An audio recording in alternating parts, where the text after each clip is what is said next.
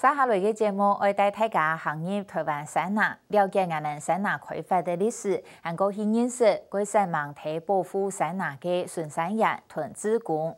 讲到台湾林业发展的历史，实在讲系经常爱写到，无论睇日本书嘅，也算国民政府撤退来台湾，山拿资源受到抢夺同仇恨利用。对1945年起始到1991年全面禁止到天然树拿为止。山拿本年度海地面积都超过3座玉山国家公园。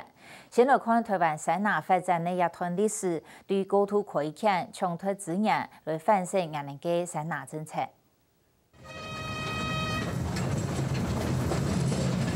1912年，阿里山体育台嘅运钞车对2万平市区，开始日本政府有计划有内同嘅导修事业。接下来，太平山、八仙山林场先后开发。近来见到台湾珍贵嘅稀土器、便宜器、上彩嘅本年度批再去日本。照统计，1912年到45年，日本政府倒批台湾嘅山拿面积是有1.8万公顷。佢建设到其他师傅，其中日本师傅其他建设得好，但是佢还冇那种啊。你台湾嘅边部比日本那种加加配啊。所谓1930年代，所谓大东亚政策里面又有提出了一个所谓工业日本。农业台湾以这3大林场为它出口作为这个赚取外汇或者支援日本母国的这一个需要。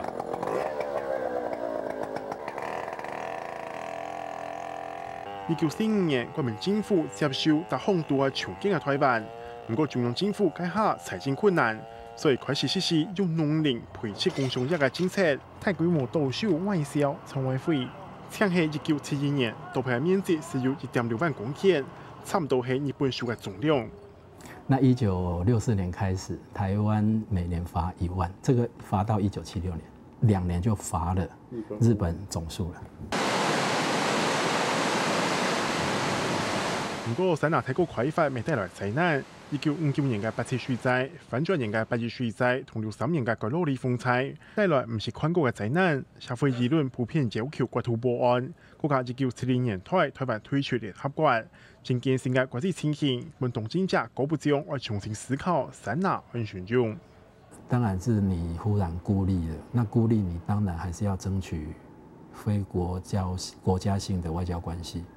那台灣的森林資源，事實上就提供了一個很重要的一個地方。所以說國家公園的出現，你看光這樣的一個意涵出來，當然它也慢慢的可以指向那個林務局的這樣的一個以早期政治性比較專一性的伐木的目的，它應該也即將要改變。